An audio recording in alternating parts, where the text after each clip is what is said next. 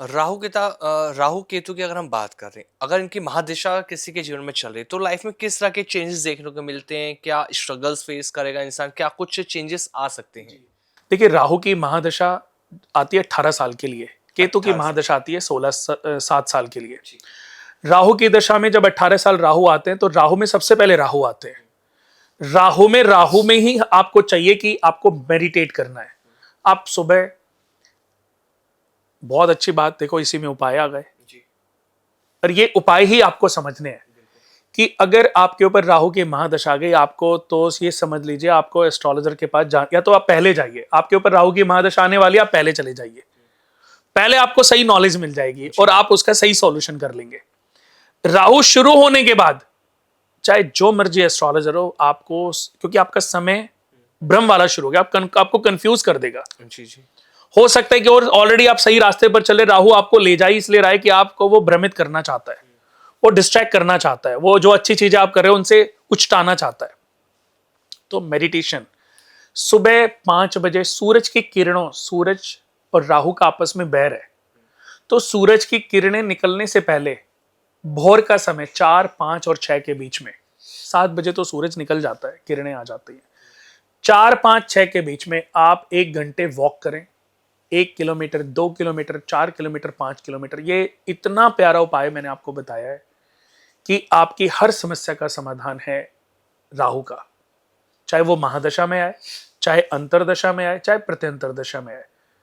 राहु की पोजीशन अगर खराब है, लगन में बैठा है, नीच का बैठा है, राहु 9 नंबर में नीच का होता है, 12 नंबर में शत्रु होता है, 5 नंबर में शत्रु होता है, 4 नंबर में भी अच्छा नहीं होता। तो ऐसे व्यक्ति को भी मॉर्निंग वॉक करनी चाहिए और सिर्फ पलोथी मार के बैठ जाए 10 मिनट।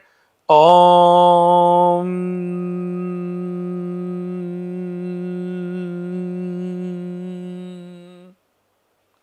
सिर्फ 5-10 मिनट ओम चैंटिंग करें। आपका राहु आपके पास ही बैठा होएगा और आपको सारे सुख देने की कोशिश करता रहेगा। अगर आपने 2, 4, 6 महीने इसको कंटिन्यू, ऐसा नहीं कि आज करोगे कल को चेंज हो जाएगा। ज्योतिष में ऐसा कोई उपाय नहीं है, पेन किलर नहीं है ज्योतिष कि दवाई खाई बॉडी में गई और आपका दर्द थोड़ा कम हो गया। इसको हमें आयुर्वेद की तरीके से लेना है, जड़ से खत्म करना है, जड़ से इन चीजों को ठीक करना है। जी। जी। तो राहु की जब महादशा आए, अंतरदशा, प्रत्यंतर दशा आए, तो ये सबसे प्यारा उपाय है। अच्छा। और राहु के टाइम पे और केतु के टाइम पे व्यक्ति को सरस्वती माता की पूजा करनी चाहिए। यानी कि जो भी व्यक्ति सरस्वती माता की पूजा करता है, राहु वहां कुछ बिगाड़ नहीं पाते। जो व्यक्ति शक्ति की पूजा करता है, दुर्गा मां की पूजा करता है, दुर्गा, उनका भी राहु कुछ बिगाड़ नहीं पाते। राहु केतु दोनों शिव और शक्ति से डरते हैं। राहु केतु शिव और शक्ति से डरते हैं।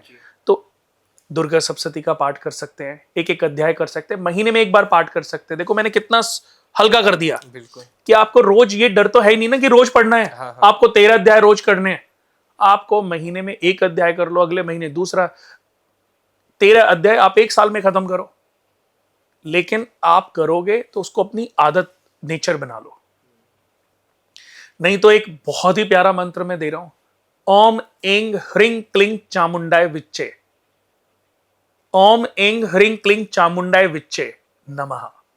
इस मंत्र की 3 मालाएं, 4 मालाएं आप करना आरंभ कर दो।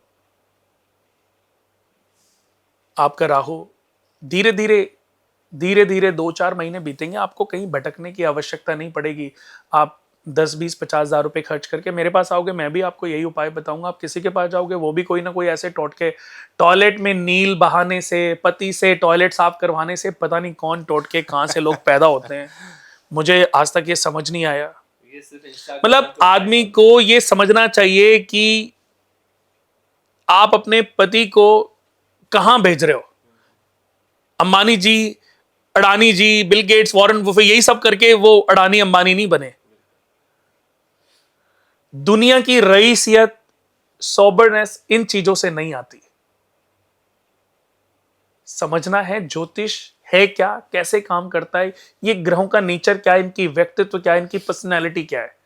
अज्ञानी के पास जाओगे, अपने ज्ञान को भी आप अंधकार में डुबा दोगे। तो ये मैंने बताया जो सब कर सकते हैं, लेकिन बहुत सारे लोग ऐसे होंगे जो मुस्लिम होंगे, सिख या क्रिश्चियंस होंगे, नहीं कर सकते। बट ये घूमने वाला, इसमें तो कोई धर्म जुड़ा ही नहीं है। तो आप मॉर्निंग वॉक करो, ये कर लीजिए।